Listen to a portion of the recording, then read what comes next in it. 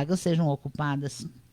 Boa tarde, boa tardezinha a todos que nos ouvem, a todos que nos veem pelas redes. Pois então, continuamos na mesma, não vou dizer luta, porque luta alguém perde, mas no mesmo caminho, buscando uma solução. Sim, hoje foram chamados mais 18, mas realmente é um número que não atinge o que falta e não sabemos nem quantos vão assumir. De fato. De fato, né? Na última chamada foram 25 e assumiram 7. Então, Mas esses 7 ainda estão na sala de sala de aula? ainda estão, ainda, né?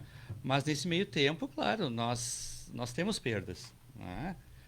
Eu acredito e não me lembro assim que nas últimas semanas alguém tenha saído. Isso é um recorde. Em um mês eu acho que não saiu ninguém. Então, estamos bem, né? Pensando pelo modo, estamos bem. Mas se de 25, 7 assumem, de 18, quantos vão assumir? E quantos vão permanecer? E isso não supre. Nós falamos com o prefeito semana retrasada, se eu não me engano, e com a secretária Carla. Voltamos às pautas, porque elas não cessam. E eles disseram realmente que iriam chamar, que o processo continuava, mas que em termos que a nossa bandeira sempre de insalubridade, enquanto não mudar o sistema, enquanto não mudar a regra, não há como alterar. Que regra é essa, Rodrigo? Pois é, hoje o que determina uma insalubridade é um laudo técnico, é uma LTCAT, que o município se baseia para todas as insalubridades que temos, certo? Essa LTCAT, ela diz que pessoas em contato permanente com material insalubre, em EMEI, têm direito.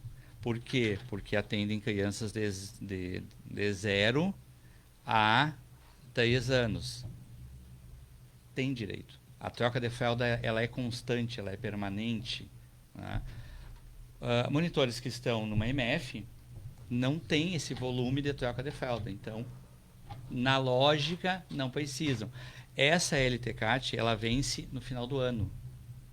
Então, ela será renovada, será contratada uma empresa, um técnico que irá visitar os locais, todos os locais, né? E ele vai novamente redigir as regras para a insalubridade. Aí, então, acredito que os monitores de MF receberão a sua insalubridade. Mas só aí. Tem um valor que vocês estejam reivindicando, por exemplo, 10% a mais no salário, 30%, uma parcela autônoma, sei lá, de 300, 400, 500 reais. Eu não sei como é que vocês vão fazer esse cálculo. Não, nós até temos uma das pautas que é uma valorização pela graduação. Monitor graduado na área da educação, só na área da educação, receberia X%, 5%, 10%, né, por cento. Monitor que tem pós na área da educação receberia mais X%, né, por cento. Fora dessa área, não. Mas pode ser feito? Pode ser feito. Não é um valor, né? E 99% dos hoje tem graduação em áreas de educação. Por quê? Porque buscam entender sobre o que estão, né, trabalhando. E é qualificação profissional E é também. qualificação. Né? Isso é cobrado indiretamente, é cobrado não pelo sistema, mas é cobrado que a gente entenda sobre o que está fazendo. Né? E a própria pessoa se sente, pai, eu preciso entender mais, eu preciso me dar mais para que seja feito um bom trabalho. Geralmente o concursado diz assim, eu vou assumir porque isso me dá uma estabilidade. Né? Mas me parece, né, Januário, que isso hoje na prática não tem acontecido. As pessoas são chamadas, mesmo com a tal estabilidade, as pessoas chegam lá e acabam recusando o contrato pelo salário, pela dificuldade também, porque não me parece que ser monitor seja uma tarefa fácil. Boa tarde, seja bem-vindo. Boa tarde, obrigado. Realmente, a questão salarial e o incentivo para se desempenhar um trabalho tão árduo, que exige tanta responsabilidade das pessoas, acaba sendo uma barreira muito grande. Porque se tem, sim, a promessa de estabilidade, a promessa do concurso público, que é o sonho de muitos, mas na realidade, quando se chega lá, é um trabalho que está muito além do que se esperava, do que fosse, por uma remuneração muito abaixo do que, digamos que seria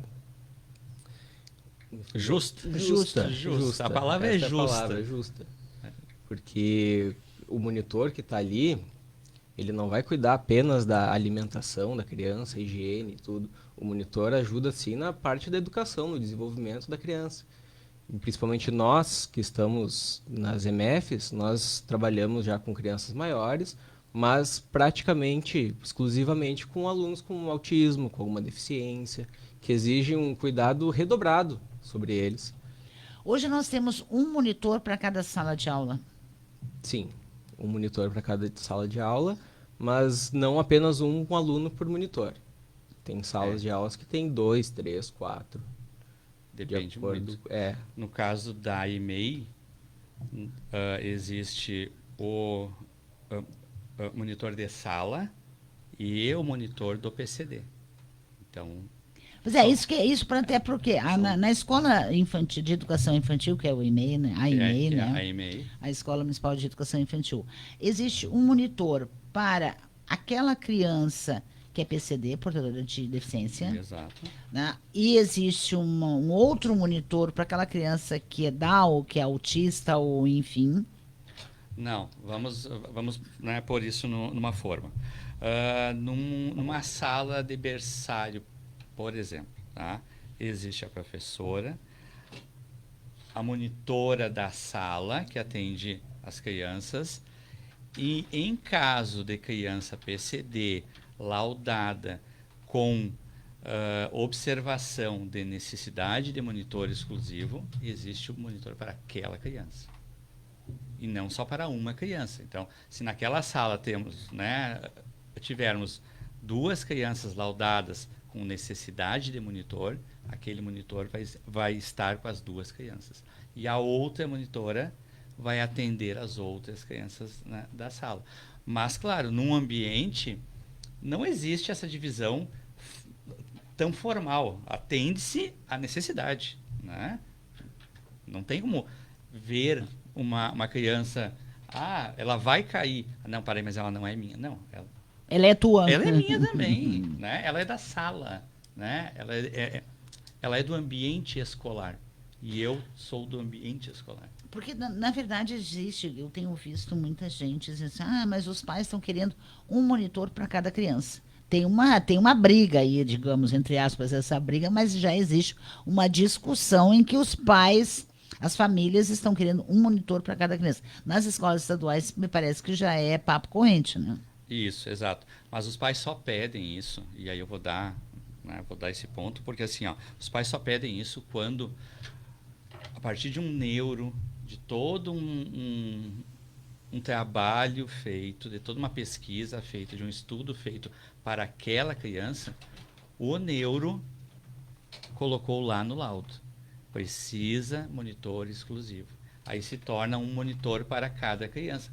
Só que não há corpo físico, não é funcional, que vá dar conta disso. Porque são muitas crianças e pouquíssimos, né, monitores. Então, atende-se 2, 3, 4, depende. Qual seria, por exemplo, o número de crianças atendidas por monitor que seria ideal para dar essas condições, né, perfeitas ou quase perfeitas dentro de uma sala de aula? Pela lei ou pela nossa visão? Não. Primeiro pela lei. Então, tá. A lei hoje ela não limita mais. A Lei Nacional de Deficientes, Ela tirou, e o parecer 50, que foi editado agora, final de 2024, o parecer 50 tirou essa limitação. Então, não tem. Tá? Até o ano passado, a lei dizia que o ideal seriam 3 crianças para cada monitor, dependendo do grau de necessidade da criança. Porque se pegarmos 3 crianças com necessidades muito fortes, não há como um monitor atender 3. Então, se nós fôssemos pensar nós, monitores, é bem complicado. Bem complicado quando temos em uma sala 4 PCDs, e a culpa não é do PCD, eu sempre falo isso. Temos 4, né, PCDs com suportes de médio para cima, né, de 2 para 3, que não se usa mais, né, tanto assim, mas de 2 para 3. Como que uma pessoa vai atender com qualidade essas crianças? Não vai atender, não tem como atender. Porque enquanto eu estou atendendo uma criança, as outras 2 estão assistidas pela professora, fato, porque é função também, mas não com tanto empenho, porque também a professora também não consegue assistir isso, né? Então, é uma linha muito tênue entre qualidade e quantidade. Quantos monitores hoje, Januário, estão em falta na rede? Número aproximado, Rodrigo, tu saberia? Se eu fosse mentir, eu daria uns 80. Faltam 80 monitores na rede. Na rede só, nós estamos falando da rede municipal. Municipal, isso. Porque não existe estamos falando uma na demanda... particular e nem na estadual. Não. Por quê? Porque existe também uma demanda jurídica, né? Que está lá, parada. Porque se não tem o monitor, não adianta a justiça mandar, né? Contratar. Porque não que tem. É o caso, porque verdade seja dita, atualmente tem um concurso em vigência. Esses profissionais, esses concursados, aprovados, estão sendo chamados tudo na tentativa de se suprir as necessidades. Só que chegou lá, não quero. Não quero, porque lá no edital não diz o que diz o que será feito, mas não trata em momento algum do termo PCD. Então, a pessoa que faz um concurso, ela lê o edital. E o que diz lá no edital que leva... Porque muitas vezes eu digo assim, mas eu não pensei, não achei que fosse assim. As pessoas fazem o concurso enganadas ou se enganam porque querem. As pessoas se enganam, porque assim, lá diz que é para cuidar de crianças ou adolescentes na área da alimentação, na área da educação, alimentação, educação, higiene. Tá. Dos alunos. Dos alunos. É o termo utilizado no edital, os alunos. Isso é difícil? Não, isso não é difícil. Toda pessoa de bom senso, e muitos monitores são pais, né? São mães. Então, assim, se eu já cuidei do meu filho, é lógico que eu sei cuidar de uma criança. Aí, muito bonito. Vou fazer o concurso. Sou chamado, sou nomeado, e eu chego lá e dizem assim, olha, tu vai lá para a escola X atender uma criança autista. Tá, mas aonde estava escrito isso? Alguém sabe se eu sei atender uma criança autista? Não, eu não sei. Então o erro está Está no edital. No edital. E em editais recorrentes, assim, de vários. É um nem dois. Não é nenhum. Não consta ali dentro do primeiro edital. Não consta ali que o atendimento esse atendimento é para crianças com necessidades especiais. Não, pode ser também para crianças. Não consta. Isso qualquer pessoa pode pegar, procurar e ler que não consta. Então, assim, muitas pessoas entendem o quê? Eu serei um monitor de corredor, né? Que nem existe mais. Nem existe mais. Eu já ia perguntar se era do meu tempo lá, né? Que nem existe mais. Mas Mas elas entendem isso, tá? E se for de sala de aula também não será tão complicado. Mas é complicado. Hoje as nomeações são exclusivamente para atender crianças e adolescentes com necessidades, que têm direito a estar em sala de aula, que têm direito a estar lá. Ninguém tira isso. Olha, a Daniele faz uma pergunta que gostaria de saber, porque a senhora não tem ledor, é isso mesmo? É, ledor. Ledor, minha filha tem TDAH, dislexia, o laudo dela, ela precisa de um ledor. E na Secretaria de Educação disseram que não tem direito. Né? Daí assim, o que que eu vou dizer? Não foi, eu acho que nunca foi aberto concurso, né, para ledor. O que é um ledor? Ledor é aquela pessoa que acompanha a criança e essa pessoa lê tudo que for dado em sala de aula, lê para ela. Então, tem que estar o tempo inteiro. Né? Quando temos concursos, quando temos Enem, né? O Enem já prevê ledor. Né? Uma pessoa vai acompanhar o candidato X lá, vai sentar com ele numa sala separada e o ledor vai, literalmente, ler toda a prova do Enem para aquela pessoa. Entendi. E ela vai só dizer, marca a questão X. Em sala de aula é igual. No Enem é obrigatório. No Enem é obrigatório. A partir do momento que pede, enfim. Isso, que pede ali, sem problemas.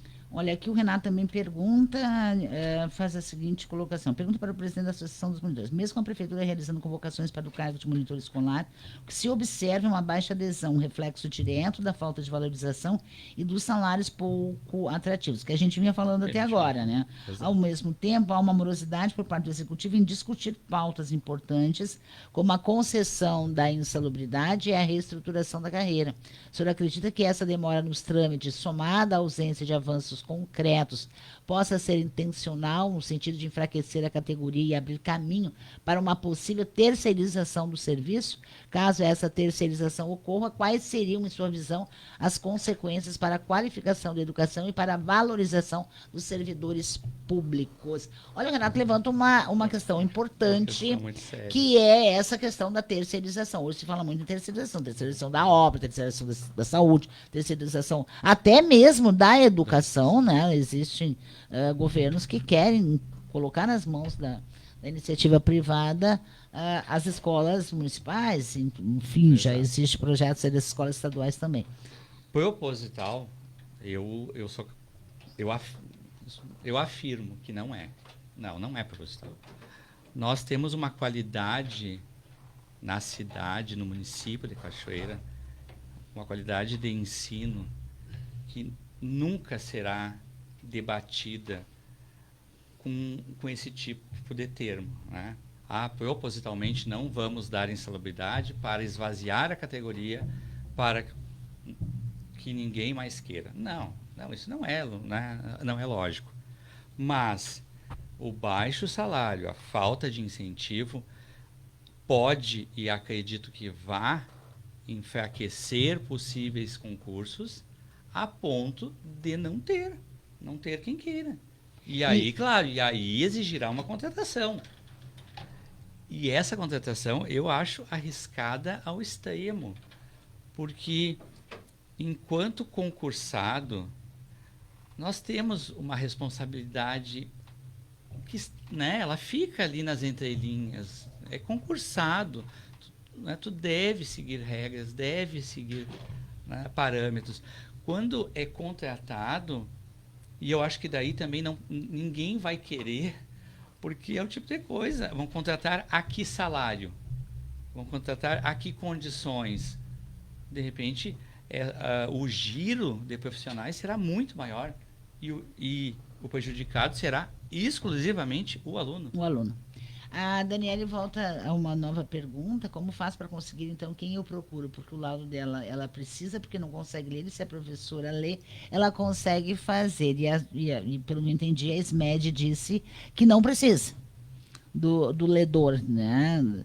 A secretaria tem toda uma equipe multi, né, que chama, que é pedagogo, é psicólogo, né, são várias pessoas que fazem a análise do laudo, né?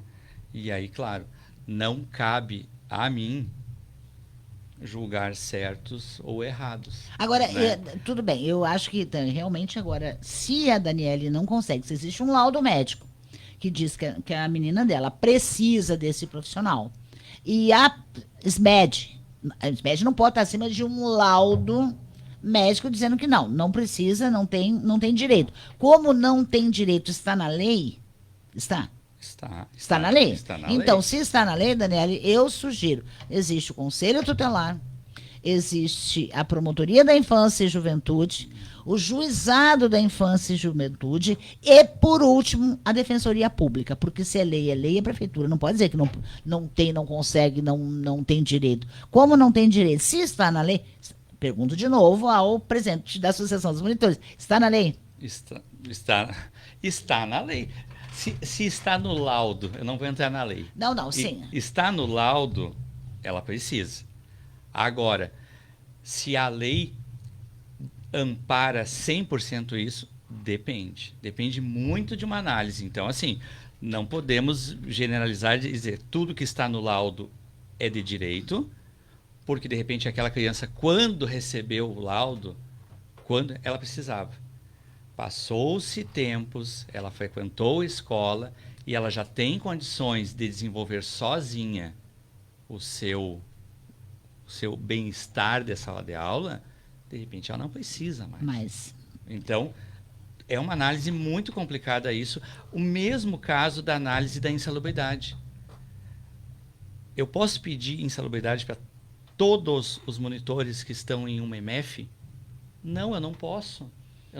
Mas tem que haver um bom senso de saber quem precisa e quem não precisa. Quem precisa e quem não precisa. Quem tem direito e quem não tem direito. Quem exerce realmente e quem não exerce.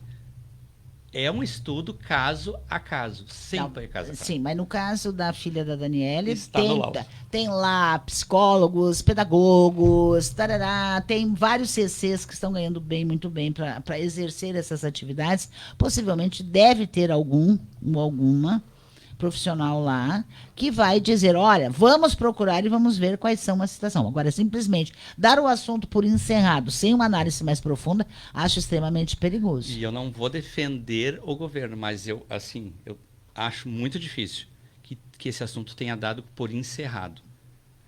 E isso eu falo pela preocupação que eu sei que existe com cada criança da rede. E isso não é negligenciado de forma alguma. Se eu falasse alguma coisa contra, eu estaria sendo leviano, porque eu sei do quanto a Secretaria busca resolver. Só que entendo que tem casos que não há solução imediata, demanda de uma contratação de um profissional, neste caso, né, de uma contratação de toda uma parte técnica para que isso ocorra. Então, assim, acho que encerrado não foi, mas também acredito que o solucionado não esteja, mas realmente ela tem por onde procurar isso, né? Então ela tem que usar os caminhos certos para chegar. Tá certo. A doutora Alessandra disse que a lei ampara e que o laudo dela, levei 2 anos fazendo o laudo. Aí uma profissional em um dia disse que minha filha não precisa. Levei ela uma neuropediatra em Porto Alegre. Daniele, eu acho que o caso é Conselho Tutelar, Ministério Público, Promotoria da Infância e Juventude e, por último, aí, caso não haja condições, procura a Defensoria Pública, porque alguém vai ter que dar uma solução para esse caso. E exemplo da filha da Daniele, deve ter muitas outras crianças nessa mesma situação. Quero agradecer ao Rodrigo Esclar, quero também agradecer ao Januário Santos, que é o presidente e o vice da Associação dos Monitores. Voltem sempre, que a gente não encerrou por aqui, o nosso tempo hoje ficou curtinho, né?